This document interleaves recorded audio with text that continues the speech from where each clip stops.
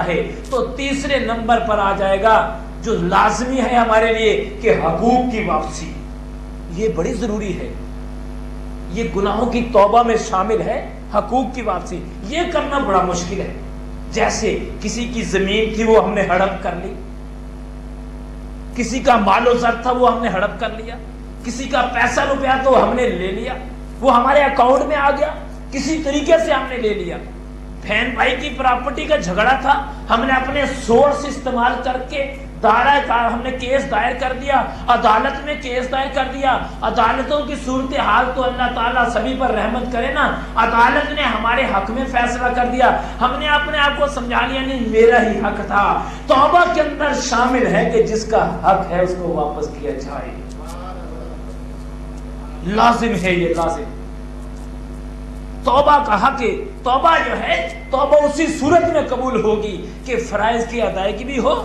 اور تیسرے نمبر پر جو بات ہے وہ یہ ہے کہ کسی حقدار کی حق کو واپس کرنا. کسی کا پیسہ روپیہ, کسی کے ساتھ کاروبار کرتا تھا, اس کا پیسہ روپیہ تیری طرف آ گیا, اس کو ایک ایک پائی ادا کر کے واپس کر دینا, یہ بھی لازم ہے, یہ بھی حقوق میں لازم ہے. اور یہ بھی تیری توبہ میں شامل ہوگا. اگر تو چاہتا ہے کہ تیری توبہ قبول ہو جائے, اگر تو چاہتا ہے کہ مالک تیری توبہ کو اپنی بارگاہ میں شرف قبولیت عطا کرے, تو پھر یہ لازم ہوگا کہ جس کا جو حق ہے اس کو واپس کیا جائے. آج کے دور میں یہ کرنا بڑا مشکل ہے. بھلا کیوں؟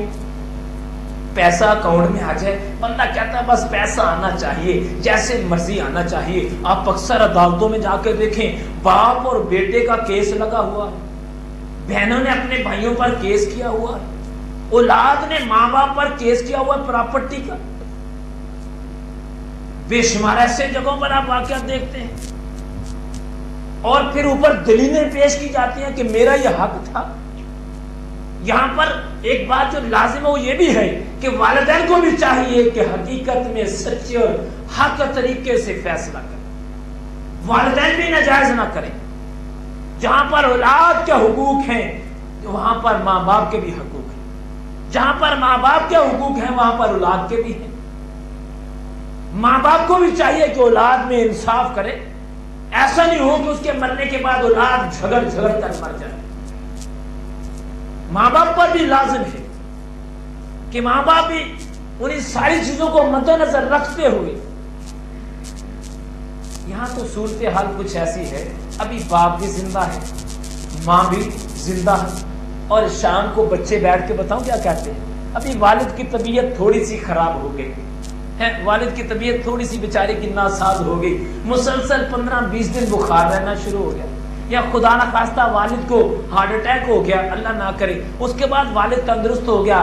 ہر ہفتے بعد بچوں کی میٹنگ بیٹھتی ہے تو بچے کہتے ہیں ابا جان دیکھو زندگی موت کا پتہ نہیں ہے, بہتر یہ ہے کہ زندگی میں فیصلہ کر کے چلے جائیں. باپ کی آدھی زندگی وہاں ختم ہو جاتی ہے جب بچوں کے منہ سے یہ بات سنتا ہے. اولاد کی زبان سے جب یہ بات سنتی ہے ماں باپ, تو ماں باپ کی آدھی زندگی ویسے ہی ختم ہو جاتی ہے. بار بار کہا جاتا ہے ابا جان اماں جان دیکھو تو صحیح نا, زندگی موت کا تو پتہ نہیں ہے. اور پاگل انسان, پتہ نہیں ماں نے پہلے جانا ہے یا تو نے پہلے چلا جانا ہے, پتہ نہیں باپ نے پہلے جانا ہے یا اولاد نے پہلے چلا جانا ہے. مالک تو بے نیاز ہے, وہ چاہے تو کچی فصل کاٹ لے چاہے پکی کاٹ لے, اس کو کس نے پوچھنا, چاہے بچے کو لے جائے چاہے بوڑھے کو لے جائے. تو ماں کے اوپر کیس کرتا ہے, باپ کے اوپر عدالت میں کیس کرتا ہے کہ میرے باپ نے میری حق میں جو واپس نہیں کیا. سوچ تو صحیح, کل کو آج تو دنیا میں باپ کے اوپر کیس کر دے گا, دنیا کی عدالت تیرے حق میں فیصلہ کر دے گی. قسم ہے خالق پیدا کرنے والے کی, کل بروز قیامت تیرا باپ جب تیرے لیے اللہ کی بارگاہ میں کیس دائر کرے گا, میرا رب اس کے حق میں فیصلہ کرے, تیرے حق میں نہیں کرے گا.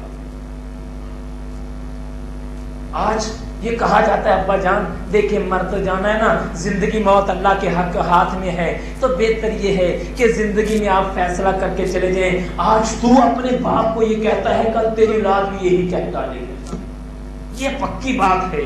یہ پڑھی لکھی بات ہے، یہ قانون قدرت ہے۔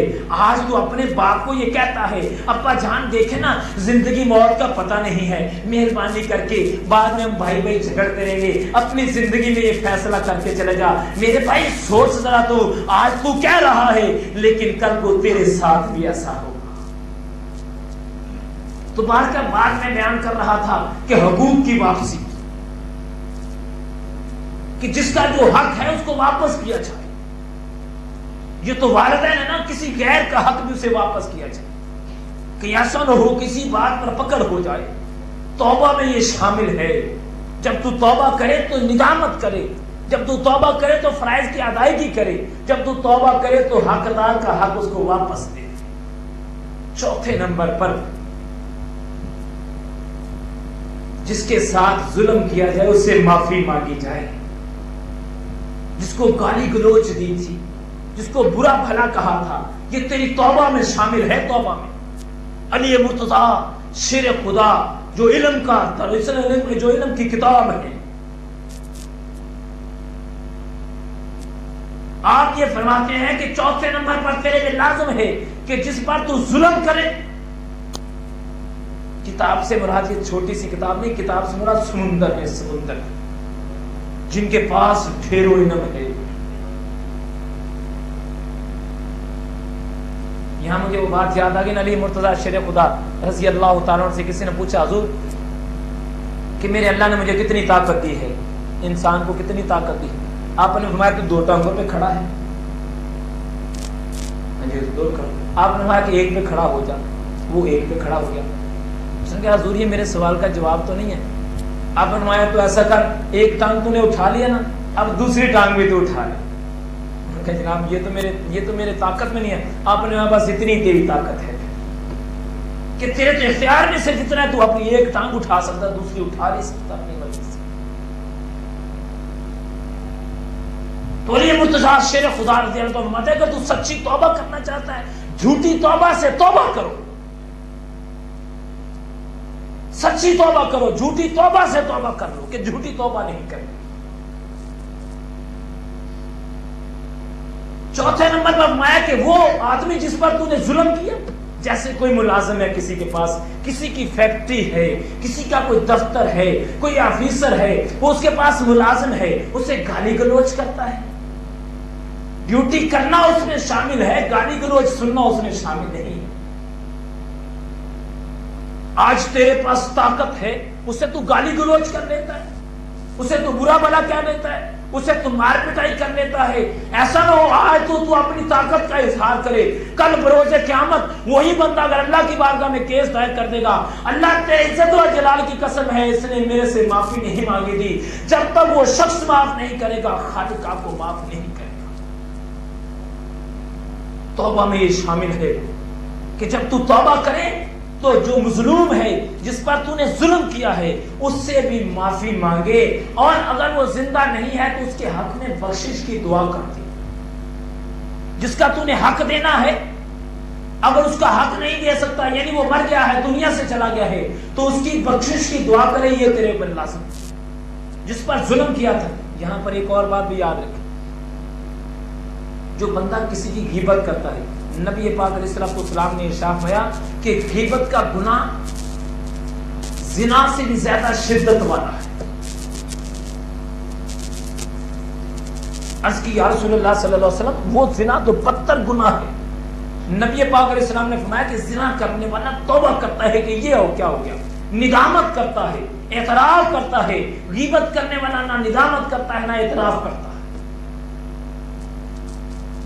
جب تک جس کی غیبت کی گئی ہے، جب تک وہ معاف نہیں کرے گا، رب کعبہ نہیں معاف کرے گا۔